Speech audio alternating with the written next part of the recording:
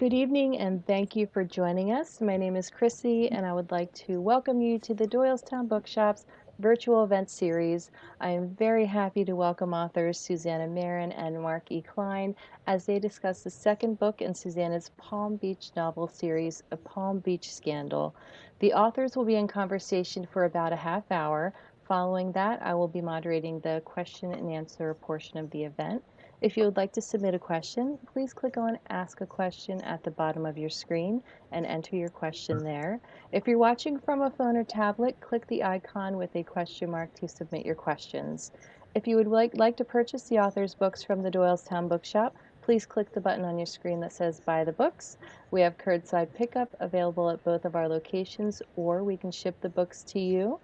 I have had a few questions during past events from viewers who are accustomed to Zoom events, so to avoid any confusion, only our guest authors and myself will be able to participate through video and audio tonight. You may interact with us through the chat box on your screen and through the Q&A.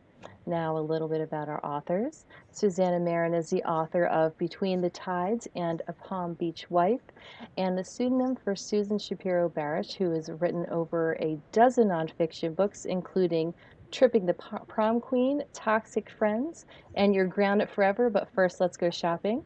For over 20 years, she has taught gender studies at Manhattan College and has guest taught creative nonfiction at the Writing Institute at Sarah Lawrence College. Mark E. Klein, MD, is a physician and author. His career has been centered on caring for others, whether they be patients, colleagues, or strangers. He is always a teacher, sometimes of new medical technologies to other physicians from around the nation and world, other times of those even more important issues of life that none of us can avoid. He continues to practice medicine in Washington, D.C. Franklin Rock is his third book and his first novel. Hello and welcome. Thank you for joining us tonight. Thank you for having us. All right. So, welcome everybody. My name is Mark Klein, and I have the great privilege to ask the questions to Susan. And so some of you may be confused, because I was when I first met Susan. Susan has she has an alter ego. She is a well respected and very prolific nonfiction writer. She's written about her written books about mostly women, gender studies, and I think Chrissy mentioned some of the titles. My favorite is You're Grounded Forever, but first let's go shopping. I mean, who doesn't want to read that book, right? That is such a great title. But there's more. Susan is also a fiction author, and that's what we're going to talk about tonight. Her latest book, Palm Beach Scandal, which I read and enjoyed very much, and I'm sure you will enjoy it. It's a great read. But we're going to talk about her career as an author, as an educator, the things she writes about, and a bunch of other stuff. So, Susan, are you ready? I am ready. And I just want to say before we begin that I am a fan of your work, and I love Franklin Rock, your new novel, and I am really thrilled that we're together tonight. Well, I'm thrilled and honored that you asked me to do this, and it's going to be a lot of fun. So I hope people, if you're watching us, I guarantee that you're going to have a good time, because we always have a good time. So I thought that the first thing I should let you do is let you introduce the book, let you talk a little bit about Palm Beach Scandal, just get us going, so people have an idea what this book is about, and then we'll get into some of the details. Well, this novel is really a story of two adult daughters and their mother, and it's a triangle. And they live in Palm Beach, which is very specific because it's such a beautiful, rarefied, privileged place that the problems and obstacles that they encounter seem hard to balance with what we believe a material life can offer us. So if you have all the glittering prizes, beauty and wealth and a great career and a social life, and you live on a barrier island like Palm Beach with great beauty, how could it be that a secret lurks beneath, and how does a family navigate that path? So that's really what it's about. And the two sisters, one is 40, Elodie, and the other is 33, Aubrey, and they are very, very different. And that's part of the story. Okay, that's when I read your book, I'm a guy, in case anybody hasn't noticed. So this is a book about sisters and a mother, and written by a gender expert. You think, what's a guy doing reading this book? But I had a great time reading this book because the sisters are very interesting. They're very different. Their relationship is interesting. And you bring up a good point, which is, and I think I'd like you to comment on this. You just referenced it. People can from the outside can look at somebody and go, boy, you've got it made. What in the world could possibly be a problem for you? What hurdle? You live in Palm Beach, you're wealthy, you're beautiful, you have everything. What could possibly be a problem in your life? But we know that these things occur. So maybe you can talk about that particular issue, that problems can, no matter who you are or how wealthy you are, different problems can arise. Well, it's really true, Mark. And these two sisters are really based on the research that I did for a nonfiction book that came out many years ago called Sisters Devoted or Divided. And in that book, I really looked at how disparate sisters can be in a family of 2 or 3 or 4, big family of sisters, in terms of style and goals. So even though we're all raised in these families with parents who set, the mother in particular, who is the model for your goals, you yourself have, a very distinctive personality. So I also wanted to look at what is the big, no spoiler here, but what is the biggest ask of a sister? And so while this is a novel and then a story within a story, the first part, what we would call the inciting incident, is that Elodie, the older sister, is unable to carry a child, and she asks her younger sister, Aubrey, the footloose, fancy-free sister, if she would do it. And I had actually interviewed real live women who had reported this happening. And so I've long wanted to put it into novel form. Well, you raise a very interesting point, because people who, first of all, I would just say that if you gave away the end of the book, which I'm not going to do, I promise, but if you did, I don't think it would detract from the book, to tell you the truth, because the interesting part about this book are the relationships. So even if you knew exactly what happened, what transpired in the book, it wouldn't take away from the interest of the book, which is unique to you because of your background. So as I mentioned, Susan's written 13 nonfiction books under a different name, Susan Shapiro Barish, but talk about how, expand upon the sense that all this research, all this writing that you've done on this topic, how you were able to transpose that into a story, into fiction. Well, as we said earlier, the nonfiction books have been studies. So for each of my nonfiction book, I've written 3 different books on the role of wife in America, because I think that's so fascinating. And I've looked at women in terms of secrets and lies. I've looked at women in terms of female infidelity, female rivalry, mothers and daughters, stepmothers, mothers and daughters, and in terms of friendship. And I'm really looking at emotional universal issues for women. So if you have gone to Harvard and earned an MBA, or you barely got out of high school, if you live in a small rural town, or you live in a sophisticated suburb, if you're struggling with your teenage daughter or granddaughter, or you're having a problem with a colleague at work, or you're unhappy in your marriage, it really doesn't matter. As I said, these are really the emotional issues. So while I set the novel purposely in Palm Beach, where the stakes are very high, because in a rarefied society, we really end up judging even more, because perfection is supposed to not be elusive, as we said. So when it comes to creating character, I'm really reporting about how women feel as wives, mothers, daughters, rivals, friends, and it can be across the board, wherever you're from.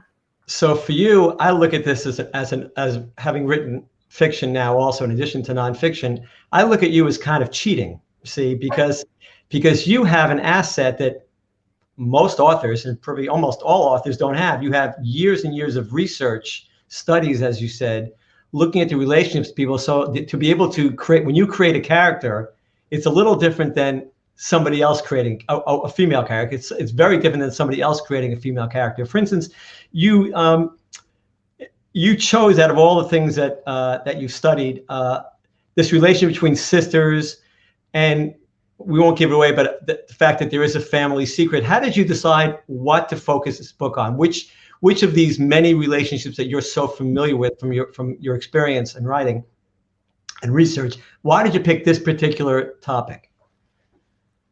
Well, The Secret has such a weight, and probably, Mark, the most incendiary book that I ever wrote, and I mentioned I've written a book on female infidelity, is the book that came out in 2008 called Little White Lies, Deep Dark Secrets, The Truth About Why Women Lie. So the secret is the cause and the lie is the behavior. And when we're raised as good girls and pleasers, there's a very deep need to hide any secret, big or small, because we don't want to be measured, we don't want to be judged, and we don't want to be ostracized. It's how women operate.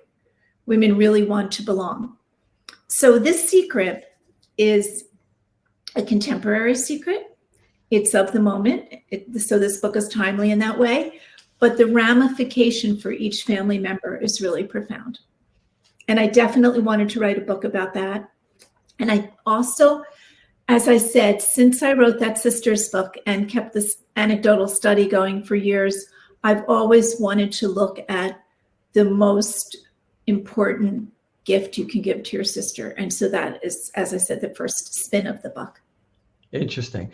I'm just thinking that there's probably a lot of guys from the age of 18 up that should read this book about why women lie. I mean, what an asset that would be. So maybe like a cheat sheet for how to understand. Cheat sheet. I'm thinking the same thing. Why didn't I know about this? Right. So I think I was a little too early for that book, but that's a good market. You mentioned Palm Beach. We talked about Palm Beach. So maybe, because I know a fair amount about you now, having talked to you several times, and I know why Palm Beach, but why don't you explain to the readers how this ended up taking place in Palm Beach, how you know the island so well? Well, my family went there since I was a very little girl, and my parents became residents like the day I graduated high school. And my father was a ranked tennis player, an amateur player, but ranked in Florida for, I would say, decades, and in doubles. And so he really wanted to be in Palm Beach because he wanted to play that circuit. And I would go to visit, from the time I was, like spring break in 9th grade and Christmas, and our family was there, and then college. And then, my children would go there, through my whole life. And I would walk down Worth Avenue, which is kind of the Rodeo Drive of Palm Beach. And I would look around, and the women are of all ages, which is really interesting, are so coiffed and so studied, and it's so overtly important to them. And I would think, wow, what lurks beneath? How do these women really feel? Interesting. What's really going on? And the other aspect of Palm Beach that really resonated for me, because let's face it, as a gender professor, this is not a diverse community. And all of my nonfiction research has been on a very diverse, with a diverse group of women in terms of ages, race, religion, ethnicity, as well as where they live and level of education. But Palm Beach seemed so really not like that I still wanted to look into it and see if within the women had as many struggles, and they do. Well, as you said earlier, it doesn't matter what your circumstances are. The problems that beset a human being are always the same. The story never changes, generation after generation. I'm sorry, go ahead. I think especially for women, because you and I had this conversation the other day. I believe that in a patriarchal culture, and we live and we will die in a patriarchy, that although women have made great gains, they still don't have the same level of agency in so many arenas. And the reason I know that is because if it were true that they did, then there would be equal pay for equal work. Well, I think women have no idea how powerful they are, because most guys I know live in dread of the woman. What? I said, great comeback on that. It's true. I mean, I think women have all the power. They just haven't figured that out. But that's another conversation. So. Well, it is and it isn't, because when we look at Veronica, the mother of Elodie and Aubrey in this novel, and I really thought about her character a great deal in creating her, she is definitely a pleaser. She is definitely a wife. Her daughters are grown. So in her dreams, she can now have a couple-centric marriage in a very social place. Her husband is a tycoon. He's, earned a lot of money. And she has had what is called pink collar work, which means a secondary career, not as much an earner, but definitely something meaningful to her. We see a lot of that, although things are shifting. But she wants perfection, and she feels that she's earned it. And of course, when the secret unfolds, she's really put to the test. Yeah, I think it's so interesting to me, this idea that women in our society, and I get it, I'm not trying to minimize the fact that women made less money and had many careers that have not been available to them until recently. But in terms of the relationship between men and women, I can't even believe I'm starting to talk about this, because about 1 billion times more than I do, but I am a guy, I get a shot at this, right? It seems to me that for instance, in your book, the husband, there are two males in the book primarily, the husband and the father. And maybe a couple of other small players, cameo appearances by other people. But boyfriend. We have the boy. So the boyfriend, right? Aubrey's boyfriend. I'm sorry, there's a third, right. And he's important. But the two main male characters are the father and the husband, right? And when I read it, I particularly was interested in their parts, because being a male, it's always interesting to me to see how those characters fit into the story. So I thought that was very interesting too. So I enjoyed that. I have another question for you. Elodie and her husband, probably prompted by her husband, have an idea of what they want to happen in their life. And I'm going to let you talk. I don't want to give away anything that you don't want to give away, but the concept of trying to manufacture a life. Many of us, sometime in our life, have an image of our lives. Maybe it's to have a certain profession. Maybe it's to have a family. Maybe it's to be married. Maybe it's to have a family, to have children. And because I'm a physician, I've seen the vast majority of my patients over the last zillion years have been women. I do women's imaging. Oh, so I know I've spoken to a lot of women. You've done a lot of research in your own way, right? I have a ton of research. I've probably seen thousands upon thousands upon thousands of women patients. And I try to be a good listener. I care, and they know I care, so they'll open up to me, maybe differently than they would to another woman. But I've seen a lot of women who, interestingly enough, have because I do a lot of women's imaging, have had fertility problems. And I cannot tell you how many women have cried on my shoulder, and I've tried to comfort because they had trouble conceiving, or they weren't able to, or I've seen so many early miscarriages, literally thousands upon thousands of those too. So, and I try to tell these women, look, your life is not defined. I have 4 children, so maybe it's easy for me to say, but I would tell you that if people ask me what are my successes, I never mention my children. They're not my successes. If they're successful, that's because of what they've done. I always say, as a parent, if your kids turn out great, if your kids turn out terrible, you were a bad parent. If they turn out great, they get the credit, right? As long as you don't screw it up, you're doing fine, right? Give them the opportunity to excel in any way. But I would never say my children are my success. And I would never say that the value of my life or the success of my life is based on the fact that I had children. So I try to explain that having children is a blessing for sure, and I get it, but it shouldn't, if it defines your life, then there's a problem. And I say that in a way to comfort them. So, and the reason I'm getting at this is because I wanted you to talk about this idea of creating an image of what a life should be. And if it's not what you think, ending up depressed or sad or disappointed. Well, first of all, I really appreciate what you said, because I myself have 3 children. And I agree with you that the journey is theirs, and I hope that I've done a good job, and I'm always there for them. But it's not my identity; it's theirs. But there are a lot of child-centric marriages, and there are a lot of families or individuals who feel differently. So that's just an interesting topic.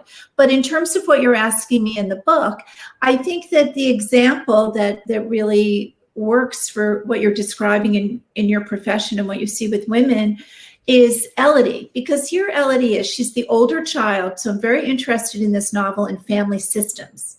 The idea that the older sister is the one who's really pushed by her parents, and she goes to an Ivy League school. She goes to Princeton. Her father went to Princeton. She has a degree in library science. She runs the fictive Palm Beach Literary Society, and she has great dreams for what kind of programming she'll do. She has a real it husband. Every mother would be happy. James is also an Ivy Leaguer. He earns a lot of money in a capitalistic society. He's attractive, and they are going to build their dream house, although in my opinion, they already live in a dream house. So they aspire to the glittering prizes in a very specific way. However, Elodie has miscarried a few times. She's been told at the age of 40 at the beginning of the book that she cannot have another baby this way. And she is devastated. So here's one of the questions that I'm asking, and this is really interesting to me as a gender professor. What is societally prescribed to us? We are told as women, you must have a husband, you must have a baby, what must we have? And what is inherent within us? Nature versus nurture. What is it about Elodie that makes her feel so deficient? Is it female competition? Because I've written 2 books on that. Is it the idea that her friends, when she looks to the left and the right, have great careers, great husbands, and great little children? Or is it really a deep yearning? Is it baby lust? And that's part of this story. What happens to Elodie in terms of having a child?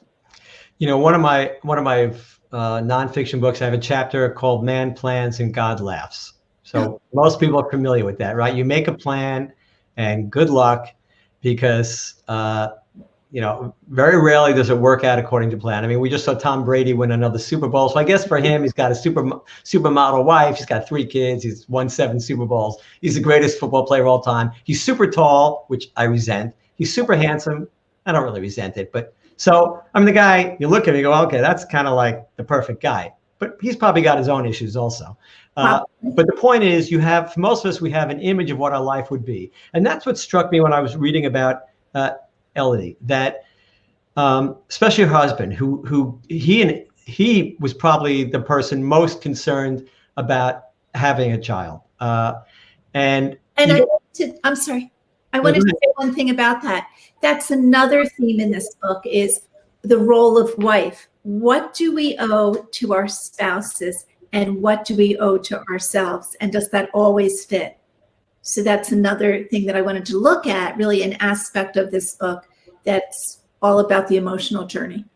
Well, let's stick on that for a second, because you've hit a topic that I write about. It's actually a top, in my book, Franklin Rock. But and that is that you said, what do we owe somebody else, and what do we owe ourselves? And I have evolved, I would say, into the school of, if you focus primarily on other people and their desires and their problems, not so much their desires, but their needs, and focus less on yourself,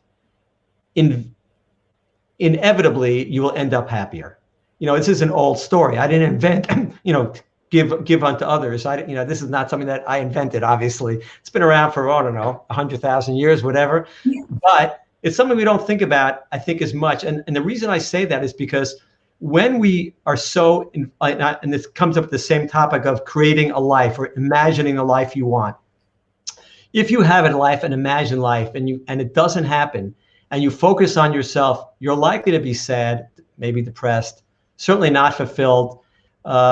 Whereas if you let that go, which is very difficult to do, but if you practice and you let it go and you focus on other people, inevitably you're happier. I mean, I sound like the Dalai Lama, but that really is actually true. So you brought that up with Elodie, because she's now, to her credit, I think, at that point of the book, is willing to, she wants to make her husband happy. Right. That's a lot. I think you can comment on that, but that's some of the motivation. I would argue that while she wants to make James happy, how does she preserve herself in doing so? Because they're really not in the same, they're not in step on this one. They're not. And she feels really, well, I don't want to give away the book, but she really struggles with with what's at stake if her husband doesn't get what he wants. And I'm looking at male supremacy a bit too. And I'm feeling very vulnerable now, Susan. I have to tell you, right? Looking at, as I said, the price of being a wife, the price of being in any long-standing monogamous relationship. You know, where are the lines defined, and where do you just bleed into one another? And let's just, in contrast, look at Aubrey, her sister, because women are so stereotyped, so female, so early in their lives.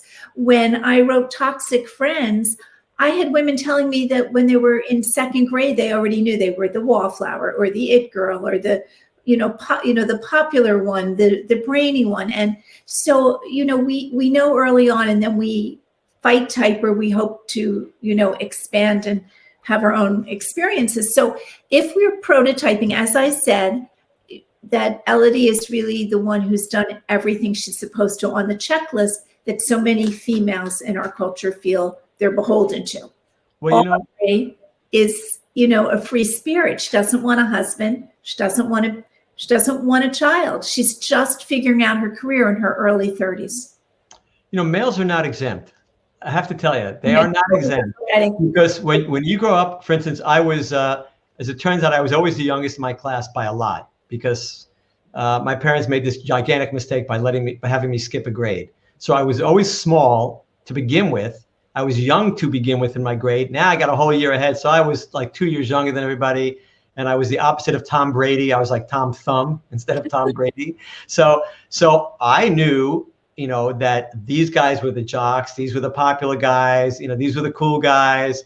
These were the smart, nerdy guys. And, then I had to find where I wanted to fit in. So I don't think it's only women. I think maybe men learn to handle it differently because we're not allowed to do that. We kind of get made fun of and get pushed around. And very quickly you realize you gotta get a little tougher, at least in the days when I grew up, when the phrase sticks and stones can break your bones and words can never harm, it actually meant something in those days. Now it's probably different.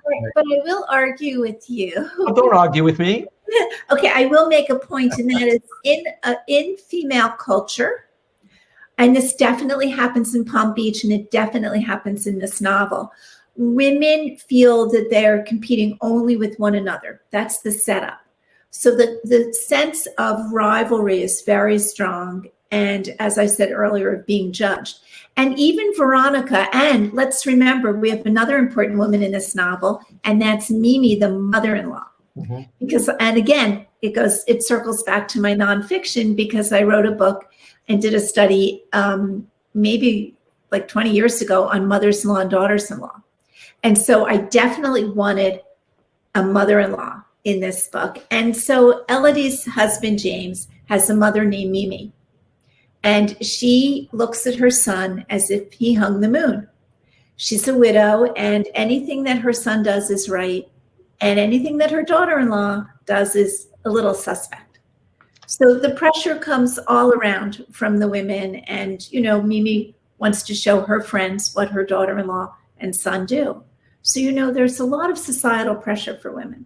So I see all that in this book. Because like I said, when I read this book, when I read your book, I was very well aware of your history, of your career, right? Mm-hmm. And that these characters, as I said earlier, are very cleverly and precisely created. It's almost like if somebody who wanted to build, a robot, who knew all about how to build a robot, right? Built the robot, it's going to be a lot different than some kid just trying to take an erector sketch and put it together. So your characters are very well crafted. They're very interesting because all these topics you're talking about play out really very interestingly. Like I said, your nonfiction experience is so clear to me, in the sense that these characters they're deep, they're thoughtful, they go through all these in their relationships, they go through all the things you're actually mentioning. So I think that's it. I'm not sure you appreciate it when you're writing it, because you have this wealth of historical information that you've gathered over the years. It's not the kind of characters you would see in, they're not frivolous. I think that's the way to put it. These are not frivolous people, right? They're not just goofy society rich girls. Well, the other the other aspect of it, Mark, that I really wanted to look at is what triangles in families do, because this ends up being, we start where, as I said, Veronica and Simon, and the girls call them the Veronica and Simon show, their parents, right? So they're really a glamorous couple in their 60s and in Palm Beach, and they have, a social conscience. They are charitable, and they also are very social, and they really want this life.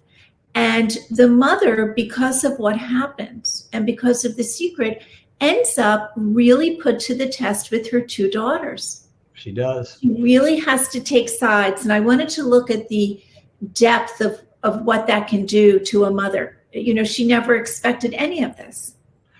And, that brings up, so let's talk about that. What each of these people, the parents, Veronica and Simon, and the two daughters, Elodie and Aubrey, it's a very close-knit, tight family. And then as the story unfolds, in some ways, I actually told this to my wife when I was reading it. I said, you got this beautiful family, and all of a sudden all hell breaks loose in these relationships. And so, who owes what to whom? I mean, the husband, I like to believe, and I've told people this, that I think that the primary relationship in a family has to be between the mother and the father. That if there's a great marriage and they place each other first ahead of the children end up better off. I had to learn this the hard way, but so that's one thing. So for me, that's how I look at it. But I'm interested to hear about who owes what to whom in a family like this. Well, this is a family where the fathers had a lot of power because they live in a fancy town where he who earns the gold rules. And I really wanted to look at how much voice the father has had. And of course, Simon is put to the test too. So Simon has always had this authority that's both obvious and kind of covert. And Veronica has done something that really intrigues me, having written about the role of wife, and that is she has her own voice, her own agency, but she also knows when to tiptoe around. She understands the nuances of the marriage, what her husband is like, where she'll win, where she won't, and how to pick and choose what matters most. So she's what I would call a very savvy wife. Mm-hmm. And the daughters are, I know apropos of what you've said before, are they reflective of the parents? Well, certainly they are. But, what both daughters feel is that their mother tells little white lies about them. For example, because there has been so much trouble for Elodie getting pregnant, when Veronica's with her friends who are boasting about their little grandchildren, she says, Elodie's too busy at the society library, at the literary society. And when Aubrey won't move back to Palm Beach and has really tried to escape those social, the societal prescription mm-hmm. of Palm Beach, and she lives in South Beach and she's in the music world, she says, oh, well, Aubrey will be earning a degree, she'll be getting another degree and she'll be coming back. So these are the self-soothing, what I would call almost wishful thinking on the mother's part. And I feel that there's a lot of, as I said before, judgments that women feel occur among their peers, including in a marriage. They're viewed as a happy couple. But who knows? That's the thing. I think when people read this book, I'm reading it like a guy. So I'm not going to have the same perspective, right? But I think when women read this book and the self-identification that's going to occur either as one of the daughters, because a woman reading this book can identify as Elodie, Aubrey, the mother-in-law. They might see things that I think that would be interesting. And as I said, your characters are not frivolous. These are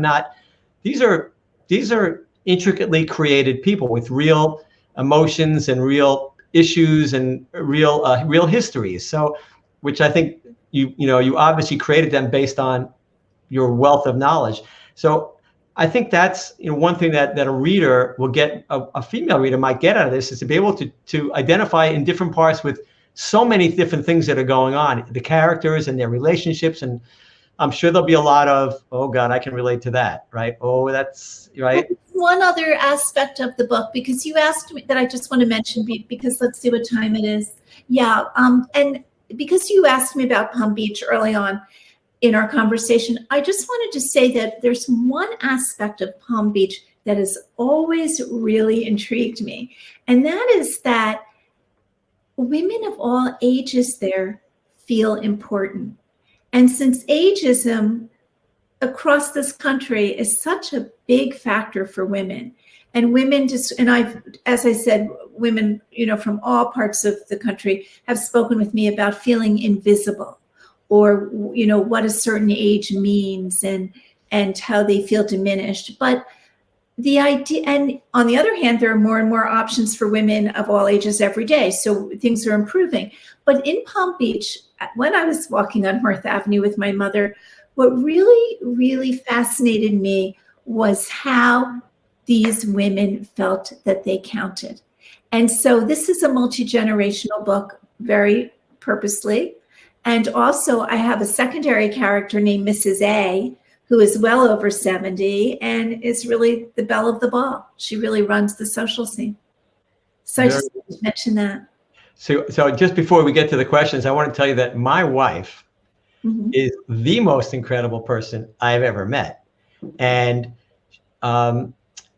she has, I don't think she ever experiences any angst or sense of a lot of these things you talk about. And so for me, it was especially interesting because I don't see this stuff at home, right? My wife is an exceptional, I always say she's the most incredible person I've ever met, by far. Fantastic.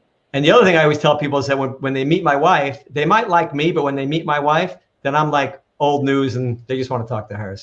So I have such a unique situation. I end up talking about my wife all the time because she's so amazing. But do you want to get some questions first, or shall we keep going? Let's see if there are any questions, and if not, we'll keep going. I'm looking to see. Hello, This is fascinating. We don't have any questions, and I'm kind of excited to keep going. Well, I have plenty, so it's not a problem, right? All right. Let's talk about your writing. I think that's really interesting because, so I have so many questions about it, but when you write this, I know how I wrote my novel, but I get a feeling you write your novels very differently. So maybe you could talk about how you literally construct a novel when you write. It's because I come out of the nonfiction world where I write an annotated outline in order to sell the book. And while I might not know the conclusion, I have a hunch. For example, when I wrote Toxic Friends about female friendships, I knew that it was very complicated for women. And I knew that women both needed their friends and also struggled for their friendships to really be wholesome. And that certainly was what got me going. And then I looked at all the types of friendships and I came to the conclusion that I did with a novel. And that's true for, all of my titles that are nonfiction. With a novel, I like to know the end, the very end, before I even start the novel. Wow. And then the question is, how do I get there? So I know the character arc for each character, and I know what will happen at the end. And then I have to take us on the journey. Wow. I know, because I talked to you about Franklin Rock, and you told me because there are two schools really when it comes to fiction writing. There are people such as you who say, I sit down at my desk and it just comes to me and my characters take me there. And then there are those who really, plot it out as I do.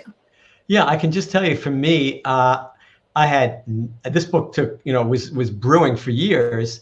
I actually did the bulk of the writing in a relatively brief time, but I would have to say the arc of this story is 7 or 8 years old, right? So I knew what the message I wanted to get across. I knew the themes of the book, but I had no idea who the characters were going to be other than two of them, right?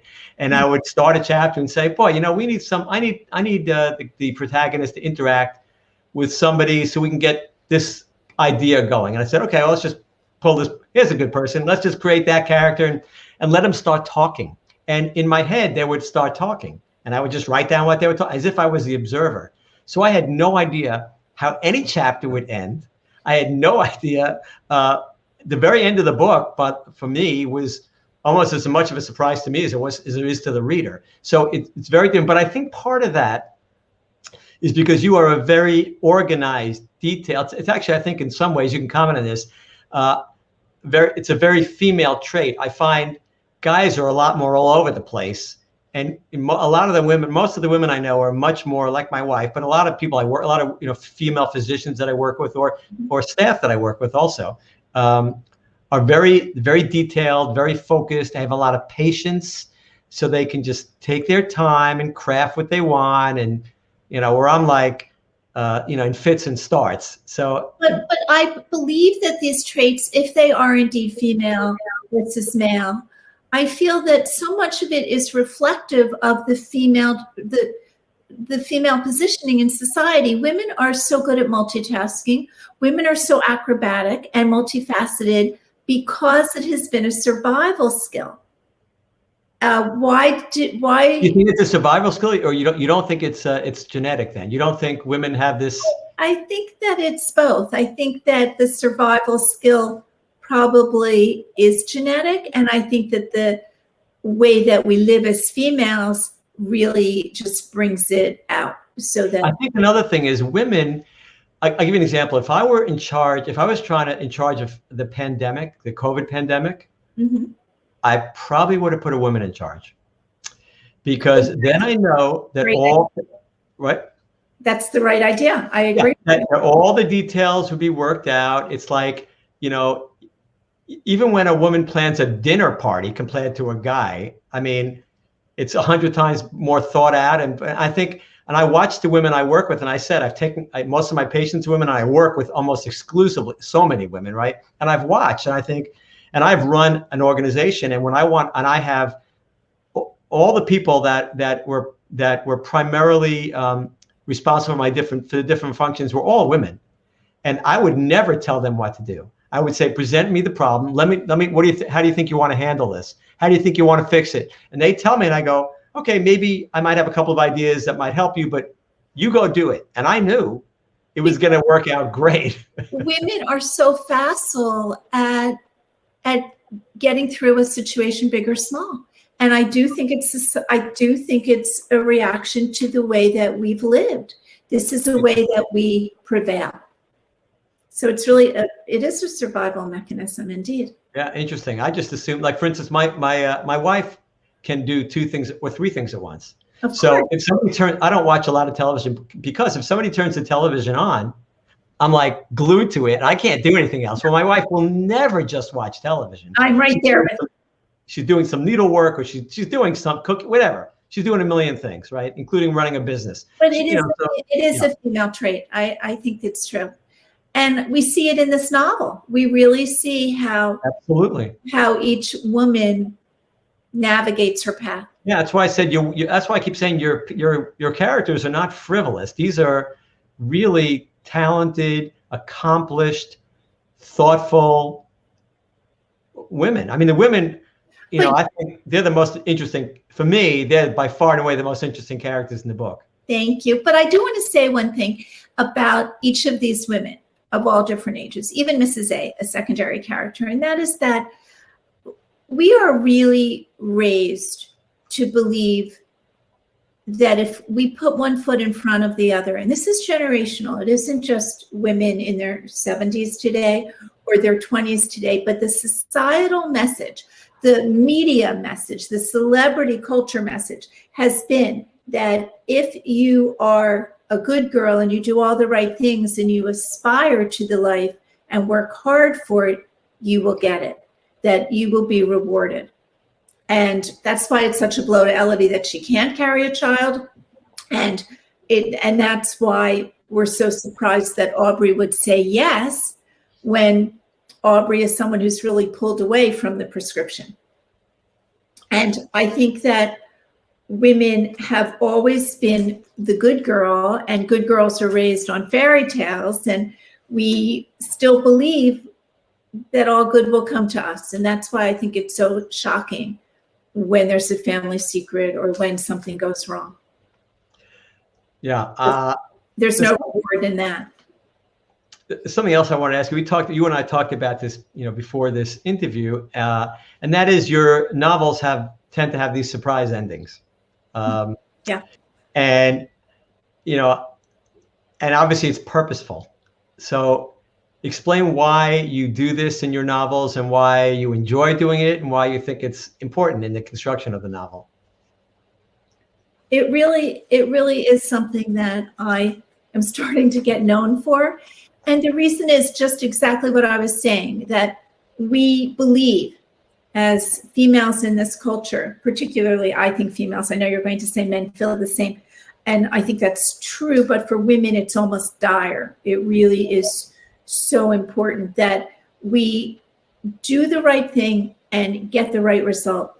But the truth is there are no guarantees. There are just no guarantees, and you and I talked about this, that just because we've done everything right, that everything will work out, sadly. And so the surprise endings in these books are about what, no spoiler, but how shocking life really can be and how adaptive we are as women. Well, I thought that when I got to the end of the book, I was surprised. And I won't give anything away because I wouldn't do that to you, but it was a surprise. And it wasn't to me, it's not, and I think the reader should understand that it's not a surprise like somebody jumps out of a cake, or somebody comes behind a curtain with a knife. It's a surprise about what you just said, about how you expect a certain resolution in life. You expect a certain outcome. You expect a certain path. And guess what? You do everything right and it still doesn't work the way you want it. Wow, right? I think that's a very, or perhaps, let me say this, perhaps it works. Maybe you could want something so different than you ever thought, because one of the studies we didn't talk about before that I wrote years ago is called Reclaiming Ourselves. And it's about how women wake up and how sometimes we're sleepwalking and either something very serious or something very joyous wakes us up and we reevaluate who we are and what our goals are. And so there's some of that in this novel, that waking up, while it might be painful, it might have been easier to sleepwalk through life, actually has some real merit and very personal meaning for someone. So another thing I found very interesting in reading your book, and certainly listening to you now and the conversations we've had before, is that guys, the amount of thought that a woman undergoes during all these things about finding their place and who am I, and paying so much attention to the relationships and the conflicts, and guys are just dopes. We don't pay attention to anything. We just turn around and bang into a door and say, okay, well, I guess I have to go to the left, and just make the step to the left. It's not like, see what I'm saying? There's so much more thought involved in a woman's head going on about these things than in an empty guy's head. I don't mean to diminish men, but most men don't think like this. We react. We plan, but we're basically goofy animals, right? We are goofy. We're not that deep. And I always tell women, I go, men are so simple. I mean, women can control this world in a heartbeat if they're clever enough. So, because men are really basically, you look at politics, right? You watch men in the, you look at the senators or congresswomen, you compare the men and the women, right? And the women are so composed and thoughtful and calm and organized, and the guys are all over the place. And it's such a metaphor, not a metaphor, it's such an example of the difference. I find that also very interesting. So, but it comes from the female experience, I guess I can't comment on that. That's why I have to listen to you. We're really circling back to what it takes to achieve your goals for women versus men. I understand. The harder you work, the more skills you have at it. Okay, so actually, I'm sorry. Go ahead. I have a question for you then. Let's stick with that. So therefore, you would, I guess, predict that the way women behave and a lot of these attributes and mental gymnastics should diminish or change over the next generation or two, because clearly more women go to college, more women are educated. Clearly, just on that alone, you're going to see that women are going to control the government. They're going to control business. These things are going to happen because the guys are, just playing football and banging their heads against the wall in high school. And the number of women going to college is dwarfing the number of men. So assuming that happens, do you think then the way women look at their lives and all these things we've talked about are going to change, are going to evolve over the next generation or two? Well, first of all, there are more women in undergraduate and graduate programs in America than men. Right. Already. And I think that the shape-shifting will be more complex than that. I don't think that women will wake up 20 years from now when everyone, hopefully, when there's equal pay for equal work, and as many women are in the workforce as men, and childcare is considered something that's truly shared responsibility, and there are ways to have a work week that isn't unkind to women with young children, and all of this. Just say there's a magic wand. I think that the innate feelings and reactions that are within women will still prevail, and that will be called the female advantage. This is what I think. So, you mentioned that a lot of these things that women do are because they've had to overcome a lot of these inherent inequalities in the world. But if those things go away, and in fact, not only did the inequalities go away, but the women start to rise and be more in control and more powerful, are you saying the same, that we won't see a change in some of these relationships and interactions you talk about? The behavior too? Yeah. My sense of it, having studied nature and nurture all these years, male and female behavior, is that there is so much that's really deep within female responses that will still exist, and it means that the more opportunity for those women, the better the world will be. As you said, if a woman was running the whole COVID campaign, for lack of a better word. So I think it will just make life richer and fairer, and but we don't have to worry about women inherently changing. No, I don't think so. Okay. Well, I can guarantee you the men won't change, because we only, men aren't going to change. I can tell you that. We're not going to change. Well, I would think, this is a whole other conversation, but let's apply this to my novel. So now James and Elodie are going to have this baby. Will James be a more hands-on father than, say, his own father was? Well, statistically, based on my research, the millennials, and they're a little old to be millennials, but okay, just beyond millennials, there is much more participation by the fathers, and the traditional family roles have changed somewhat. So we hope that James will do that, and that he'll be more enlightened and more of a sharer. Well, I give, so for me, I'm obviously a lot older than, James is in the book, and I have 4 kids, but I've always been actively involved. Because you work with all those women. Well, no, I don't know why it is. It's something I couldn't imagine not, right? To me, that would be a great loss not to spend time with the kids. Why have them if you don't want to enjoy them? So.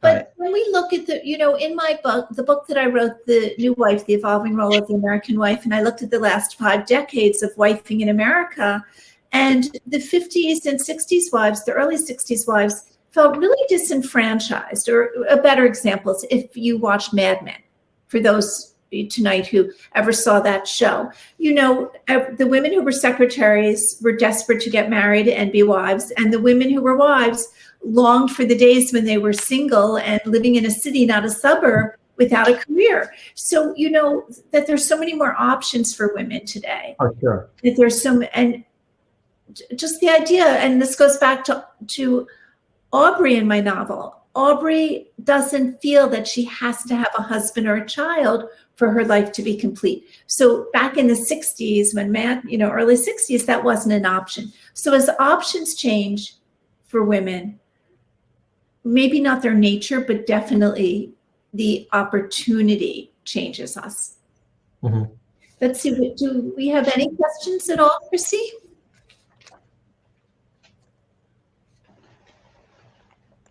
I don't see any. We do not have any questions. I have really enjoyed this conversation. I really have. I appreciate you so much. Thank you. And if anyone watching is interested in buying the author's books, please click on the button on your screen that says Buy the Books Here to purchase them from the Doylestown Bookshop. Thank you both so much for joining us tonight. Thank you for having us. Thank you for inviting us. It's a lot of fun. Well, I hope you have a good rest of the week, and maybe someday we could do something in person at the store. That would be fun. Right. Look forward to it. Thank you again so much. Thank you. Good night. Thank you, Mark. Good night. Thank you. Go ahead. Goodbye. Bye-bye.